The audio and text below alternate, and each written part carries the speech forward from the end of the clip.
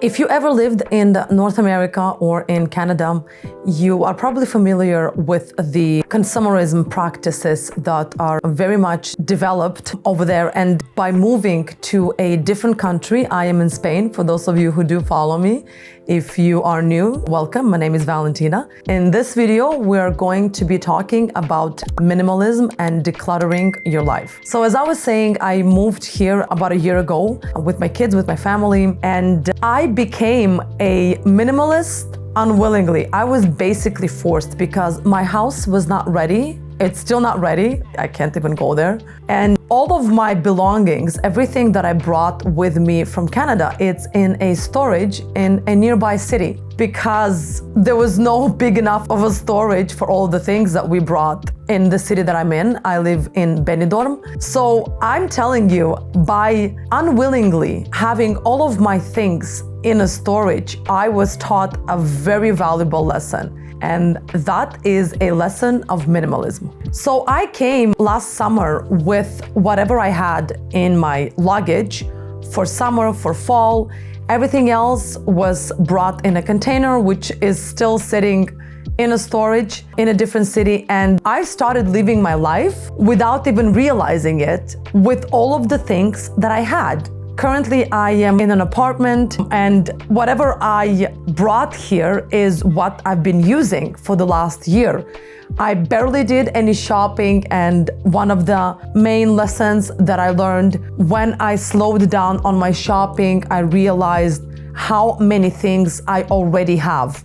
Even if it's little, even if it's just a few things that I brought with me, so many things we have as human beings that we don't even need because of all the things that I brought in those two luggages. I barely use half of those things. So I want to go with you over the benefits and over the things that you can definitely implement in your day-to-day life and how to learn to live and to exist and to pay attention to different things other than being on shopping apps, other than always spending your money. First and foremost, I do have a little bit of ADHD. It's definitely passed down from my parents, and we grew up in a very clean but cluttered environment. My parents always acquired a lot of things. This was normal. We come from a small country called Moldova, and it was normal for us growing up to have a lot of things around. Mind you, it was a super clean house. That's where my Cinderella syndromes are coming from. But I'm gonna tell you what I did in order to declutter the space that I'm living in. I'm currently living with my two toddlers and my teenage daughter and my partner in a 3-bedroom apartment. And let me tell you, even a 3-bedroom apartment can get cluttered, like very fast and very easy. Because when you come in a new country and you don't have access to your things, you start buying anything that will make you feel comfortable in your new space. And I bought a couple of things that I ended up donating. And let me tell you how I started doing it. So all of this is gonna go to donation. And in general, I like to have my space clean and open, so there's much more enjoyable to be in an empty space. I find that the less things I have, the less worries I have. So emotional benefits when it comes to decluttering. Besides being a very clean person when it comes to my personal hygiene, I am very, very much annoyed when the environment around me is not clean. And I know it's very challenging, especially when you have toddlers and when you have people living in a smaller space because we're so used to bigger space coming from North America. And you learn as a person to just have less things because there's going to be less things for you to move around, to clean around, and to put back into its place. Having as few things as possible, it's definitely helping me a lot when it comes to managing the house, to cleaning it, because Europe is a bit different, and I'm definitely encouraging my daughter to do that to her room. She's not there yet, but partially. So I learned, and maybe you can pick up this hack, I just stopped buying things that will make me more organized. Bins, a bunch of different tables, little spaces that I can use to kind of declutter, like little shelves. Just stop, because if you're gonna stop buying things in general, there's gonna be nothing for you to declutter, and there's gonna be nothing for you to rearrange, to shift, to change places. I started with my kitchen. I realized that I have so many pots that are unmatched with different lids, and I have so many spatulas that I don't use, and I have 3 different scissors, and then I have many different containers that are mismatched. So what I did is, I'm not throwing stuff away, but I minimized, because as a person who cooks on day-to-day basis, I realized I don't use even 40% of those things. And I'm not saying any big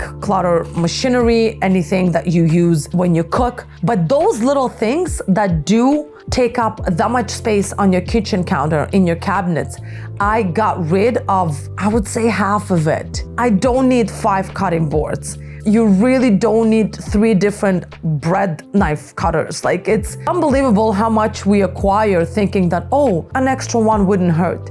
It would hurt. It hurts your budget, it hurts your space, it just hurts your mind if you are someone like me. So when I started decluttering this apartment, we've been here for a year, I do it every couple of months, and it actually taught me to stop buying so many things. And each time my decluttering pile is less and less and less, and I'm super proud of that. That's a habit, you know? Generally, shopping is a habit. So if you can kind of tone down on this habit, then you definitely are going to have less and less things to declutter. So I decluttered my kitchen. What I do usually when it comes to cleaning up my space, I choose room by room. I never do the whole house in one day. I do it sometimes, like when I get into my cleaning mode. It's like meditation for me, honestly. But this time I did it room by room. So I did like 2 rooms one day and then 3 rooms the other day. Kitchen was one of the first ones, and so many things that I found that I haven't been using, and so many different dry herbs that are expired, and so many different types of pastas that I'm not using, because by now,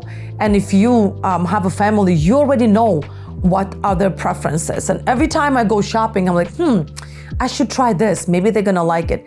And if I tried it and they didn't like it, that package, half of the package, still stays in my cupboard, just collecting dust. So what I learned is, if your family doesn't like a certain type of food or spice or sauce that you bought, you can go ahead and throw away whatever is left, because you're not gonna do it again because you know they don't like it. But if you're gonna do it, they're not gonna eat it. So don't feel bad by donating, by getting rid of the things that you know that your family doesn't like. I know it seems like such a waste, but that's gonna teach you a lesson as how not to buy things that your family doesn't consume. Physical health benefits. A clean environment reduces the possibility of allergies, and we're not, thank God, neither in my family is allergic to anything. Maybe because of my impulsiveness to clean all of the time and to periodically do decluttering. So if you have someone who's allergic in your family, then minimizing things. And when it comes to my children's toys, I'm gonna do a little bit of deviation here and go over how I declutter my children's room. My children's room is one of my favorite space because we do a lot of coloring there. Besides the kitchen, we do a lot of things. Their clothes are hanging there, and we always get to choose what they wear to school the next day. But I really stopped buying them toys. My toddlers are 3 and 5, and the only toys that I buy for them are interactive, something that they definitely learn from. But if anyone wants to give me toys, I'm not opposed to it. I'm fine with people donating me toys. But if I see that my children got tired and bored of it within a couple of days, that means it's not for them, and I donate it right away. That minimizes clutter, and they have very few toys because luckily we live in a warm country and they spend most of their time outside. So I really do have maybe one bin with just their coloring books and crayons, and another bin with just a couple of toys. And that's it. That's all my children get when they're in the house, because I am a big believer in letting children be bored. And don't think that I replace all of that with TV, because my children are not allowed to watch TV. That's a different topic, and I'm definitely gonna make a video on that. But by decluttering your children's space and donating, recycling more than half of their stuff, first of all, you're gonna have such much more cleaner space. Second of all, your children are going to definitely show you what they like and what they don't like. So if you see that they haven't been touching particular toys in weeks, donate them. Let other children enjoy them. Don't think that they are going to miss that particular toy. I always taught my children a trick, and that really helped me when I traveled with them. I never got them to get attached to any toys or blankets or anything. So when we travel and I forget something, they don't have to be screaming through the whole flight, for example, that they forgot their toy, their bear, or their blanket. So I teach them that, all of the toys belong to all of the children, so we should share and we should donate and we should pass on whatever we played with. And they learn that, and that's a very cool trick if you want to pick up on it. Financial benefits. Oh my God, where do I begin? I have those shopping impulses that I would go on like Amazon and I would think of, oh, I might need this or I might need that.